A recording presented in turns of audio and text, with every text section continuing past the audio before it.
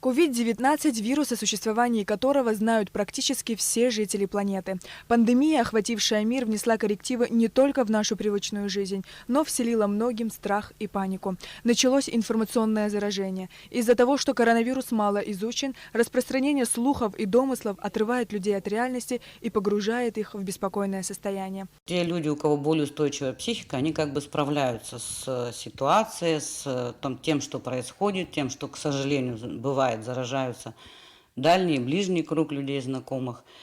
Но люди, у которых все-таки есть неустойчивый процесс психики, так скажем, они попадают в панические состояния.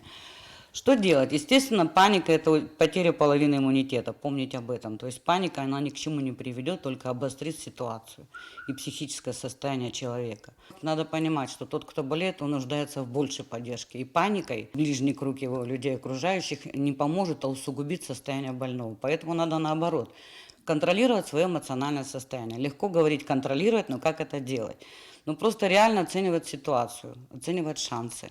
Казалось бы, с вирусами человечество знакомо давно, но новый коронавирус воздвигли на информационный пьедестал. И хотя было много сказано о том, что вирус не самый смертоносный на Земле, паническим атакам и страху люди все же поддаются. Как говорил Франклин Рузвельт, единственное, чего мы должны бояться, это самого страха. Актуальная фраза сегодняшнего дня. Взять себя в руки, если настигла такая паника. Чего я боюсь? От панических атак человек точно не умрет. То есть от вот этой паники, которая настигает, человек не умирает. Но взять себя в руки в этот момент и понять, чего я боюсь, что мне с этим делать, что меня так беспокоит. Я переживаю за себя или за своих родных и близких. Если я переживаю за себя, что мне нужно сделать, чтобы защитить себя. То есть такую логическую цепочку раскручивать в обратном порядке, так скажем. Сегодня мы как никогда используем медиаресурс. Непрерывный поиск и чтение одной плохой новости за другой, и чаще всего про коронавирус серьезно действует на нервы и вполне может испортить настроение. Феномен стал настолько распространенным, что для его обозначения появился специальный термин – думскроллинг. Я не слышала от своих знакомых про приступы панических атак, но в моем окружении есть люди, которые заражены коронавирусом, и, безусловно, это нагнетает. В целом могу сказать то, что обстановка в стране нестабильная, эпидемиологическая ситуация ухудшается с каждым днем. Я бы хотела призвать каждого гражданина не игнорировать элементарные меры предосторожности. Я считаю, что больше всего страха у населения вызывают новости, которые они читают в интернете и слышат по новостям, потому что ситуация во всем мире ухудшается, и я думаю, что это главная причина страхов и панических атак у людей. Милана Хашба – одна из тех, кто всю неделю сидел дома и ждал результат теста на коронавирус. Как признается Милана, паники не было. Лишь неопределенность и непонимание того, что же с тобой происходит. Буквально недели-две назад у меня был период, когда у меня появились симптомы, похожие на симптомы коронавирусной инфекции. Но я сдала тест, сидела дома в ожидании ответа, соблюдала режим самоизоляции, даже старалась не выходить из комнаты, так как живу с бабушкой и с дедушкой. Паники, конечно, никакой не было, просто эта неопределенность, непонятие, что со мной происходит.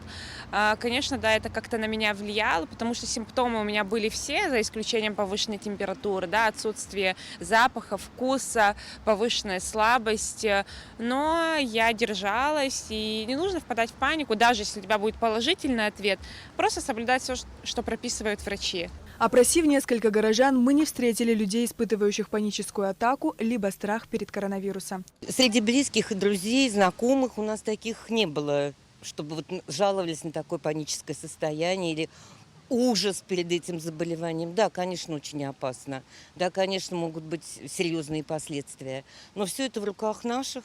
Мы сами должны себя как-то защищать. Маски. Не знаю, насколько перчатки, но маской обязательно. Не посещать особо массовых каких-то мероприятий. Многие психологические проблемы и важные последствия с точки зрения психического здоровья во время вспышки COVID-19 возникают постепенно и включают стресс, тревогу, депрессию. Психологи советуют не забывать, что стресс и паника снижают способность организма противостоять болезни, а позитивные мысли и вера в лучшее не только поднимают настроение, но и повышают иммунитет. С этим вирусом я столкнулась сама. 31 августа у меня подтвердился COVID-19. Знаете, вначале было страшновато, была небольшая паника, но взяв себя в руки, я победила. COVID-19. Сария Кварацхеля, Степан Мартиросян, Абхазское телевидение.